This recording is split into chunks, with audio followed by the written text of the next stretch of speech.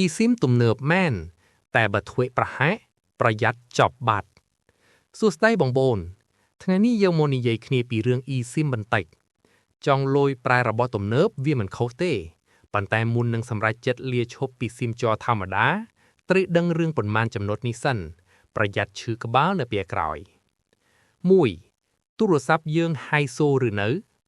មុននឹងរត់ទៅធ្វើ eSIM សូមឆែកមើលទូរស័ព្ទក្នុងដៃសិន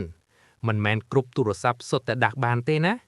បើទូរស័ព្ទស៊េរីចាស់ពេកសម័យមុនកូវីដយូរឆ្នាំប្រហែលជាអត់ស្គាល់ eSIM ទេកុំទៅធ្វើទាំងមិនបានឆែកប្រយ័ត្នបានមកត្រឹមឈើមើលមុខគ្នា 2. មិនអាចគាស់ចេញបានទេចំណុចនេះសំខាន់ eSIM ជាប់ក្នុងម៉ាស៊ីនមិនមែនជាជ័រអាចដកចេញដាក់ចូលតាមចិត្តដូច SIM ធម្មតាទេបើទូរស័ព្ទខូចឬបាត់គឺជាប់ហើយមិនអាចដក SIM រត់ទៅដាក់ទូរស័ព្ទផ្សេងបានភ្លាមៗទេត្រូវទាក់ទងក្រុមហ៊ុនទូរស័ព្ទឲ្យគេជួយសង្គ្រោះលេខវិញរៀងតឹងទ្រូងបន្តិចហើយត្រង់ហ្នឹង 3. QR code សំខាន់ជាងសម្បត្តិកំណត់ QR code សម្រាប់ scan eSIM ភាគច្រើនប្រើបានតែម្ដងគត់ scan ហើយបោះចោលឬបាត់គឺដឹងតែពិបាកខ្លួនឯងហើយសូមរក្សាទុកវាឲ្យដូចគ្រាប់ពេជ្រព្រោះបើបាត់ពេលចង់ដំឡើងម្ដងទៀតគឺរកអត់ឃើញទេ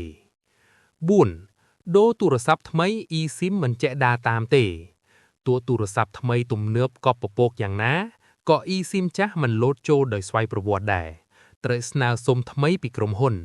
វាមិនចែកដាតាមម្ចាស់ដោយសត្វចិញ្ចឹមទេណាហាមរពឹសដៃ